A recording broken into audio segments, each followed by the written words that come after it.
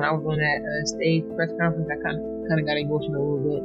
Like, wow, I'm back here again. And we started, and just how Stephanie White was speaking so highly of me. Like, I'm like, this is where I need to be at, and this is where I belong. And I'm just so happy to be able to come back and handle some unfinished business.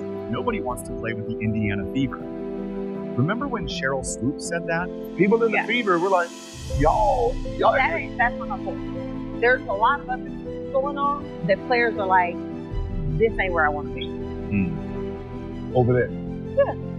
Yeah. So like it's a lot. It's a lot. So you have players that are very significant on this Indiana Fever team that are like, I don't want to be here. This is where I want to be. Yeah. Nobody wants to play for the Indiana Fever. Remember when Cheryl Swoops said that? I'm really excited to also play with Kim Clark, Kelsey Mitchell, Leah Boston, like the player that I also say stuff on the court to them when I'm like playing against them. So I'm happy I'm playing with them, not against them. Natasha Howard just made her look absolutely ridiculous, not only by choosing to join the Indiana Fever, but also by passionately defending Caitlin Clark and the team against all the haters. What's up, fans? I'm happy to be a Fever. You see me. So, yeah, I'm back, baby. I'm back where I started. Let's go. We're not talking about just any player. We're talking about a 3-time WNBA champion, a former Defensive Player of the Year, and one of the few players in the league who averaged 18 points and 7 rebounds last season. So why would an elite star like Natasha Howard deliberately choose to team up with Caitlin Clark? And how is she firing back in defense of Clark and the Fever? Let's break it down. What kind of things you I'm not in a lot more. Okay. But I'm talking about more social media. Okay. It's a turn, right? It's really a turn of the tides. Phil, here's my point. The beginning of the year, right? Everybody thought. Remember back in April when the haters couldn't wait to tear down Caitlin Clark? Cheryl Swoops led the charge with her infamous quote, claiming nobody would want to play with Clark in Indiana. Well, that narrative has just been completely shattered, and the basketball world is still reeling from the impact. WNBA MVPs in your career, would you consider each of those 3 seasons the dominant seasons for yourself? No. Well, Cheryl Swoops is willing to lie about her own career before she even admits that Caitlin is dominant. For months, critics like Swoops pushed a narrative that established WNBA stars would actively avoid the Fever. They painted a picture of veterans steering clear of Indiana to escape the so-called Caitlin Clark circus, the media attention, the spotlight, and the packed arenas. It became the go-to talking point for anyone trying to downplay Clark's impact on the league. She's a tremendous, not only tremendous player, but a tremendous person. And what she's done the last 9 years in her career has put her in the elite company of many athletes, many players in this league. So, I want to say thank you to Natasha and to her family for coming back to us. Because when a player returns to a place that drafted them, that's special. And she chose us because she could have gone anywhere. But then something happened that the critics never saw coming. Natasha Howard, a 3-time WNBA champion, former Defensive Player of the Year, and one of the league's most respected veterans, didn't just sign with Indiana. She chose to return to the very team that drafted her 5th overall in 2014. The same organization where she began her professional journey a decade ago. At the end of the day, the way Indiana came at me with everything they promised me, they keep me promised. They sold me, and I took the bait for it. And I'm happy to be back where I started, and also being back with coach. So and Kelly, and also Amber as well, bringing her along. Just a blessing to be back where I started, and also for my family and friends also to be back where I started at as well. Just amazing to be back in an Indiana future. This wasn't just any signing. It was a statement that completely shattered Indiana's toxic narrative. Howard didn't hide her excitement about returning either. During her press conference, she made it crystal clear. I just feel like I'm supposed to be here. I'm happy to be back where I started. Not just for myself, but also for my family and friends, who are excited to see me return to where it all began. That's a good one right there. I'm 33, the original, back at it. Oh, crazy. Look, We're in the home. Right, we were gonna beat them. Like that.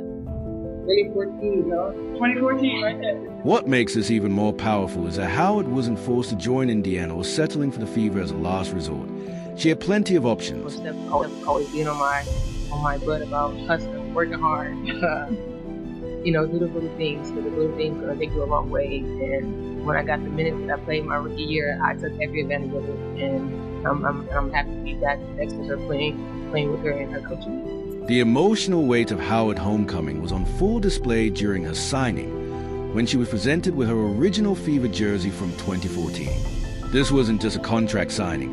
It was a full-circle moment that visibly moved her, bridging her past to what could be an incredible future with this revitalized Indiana team. We have the talent. But first of all, we have people to actually do it. So my thing is, I'm happy, like I said, to be a part of this, and also the leadership and the desire to show the young group what it takes to win a championship. I have 3, so my thing is to show them you can't take no days off in practice. You gotta think when you practice, how you play. So my thing is coming in, I'm just gonna show them this is how you work hard. So you work hard, it'll be easy in the game. It won't be as hard. So my thing is just bringing that championship mentality to the locker room, to this team. Howard wasn't just an afterthought in the Fever's off-season plans. She was a priority. As General Manager Kelly Crawscope revealed, when Amber and I started talking from the beginning, the person sitting next to me is high integrity, high class, and a great teammate. Howard was their top target from day one, a player they strategically pursued to help transform their roster. List of accomplishments are long. People say you should have a one-page resume. Natasha does not have that. It is several pages. 3-time champion, 2-time All-Star, Defensive Player of the Year, Most Improved Player. I mean, again, the list goes on and on and on. The Fever COO, Amber Cox, couldn't contain her enthusiasm when introducing Howard, remarking, "People say you should have a one-page resume. Natasha cannot have that. It's several pages long. The list goes on and on." That's a caliber player who just chose to play with Caitlin Clark in Indiana. I think it was day one when I got this job. Kelly and I were on the phone, and we had 2 things on our to-do list: re-sign Kelsey Mitchell and bring back Natasha Howard. We have been focused on this day and this moment since the day we started this process. What truly makes a signing special is what completely dismantles Swoop's narrative, Howard's own powerful words about why she returned. Far from avoiding the Fever, Howard expressed profound gratitude, saying, "I'm just really honored and blessed to be part of a team that appreciates me and wants my light." The person that's sitting next to me is of high integrity, high class, great teammate. Players instantly love her. So welcoming her back, putting her on the floor with our guards. There's a reason why her nickname is Flash. She even reflected on her growth since her first stint with Indiana, saying, "I just feel like I've grown a lot as a person and as a player. I feel like a lot of teams didn't really appreciate me the way they should have." This wasn't just a basketball decision. It was personal. It was about finding a place where her talents and contributions would be truly valued. A 10-point lead now for Mercy. And it's stolen away. Howard leading the charge, hands it away, gets it back. Oh, a one-handed off 2. A little bit of showboating from Mercy. Gotta love that. Howard didn't just find a team that appreciates her. She found the perfect basketball partner in Caitlin Clark. This isn't just any partnership. It's a pairing of a player nicknamed Flash with one of the most creative distributors in the game today. Howard's elite transition scoring ability provides exactly the type of target Clark has been missing in Indiana. While critics were busy claiming nobody wanted to play with Clark, these two were quietly forming what could become one of the most lethal fast-break duos the WNBA has ever seen.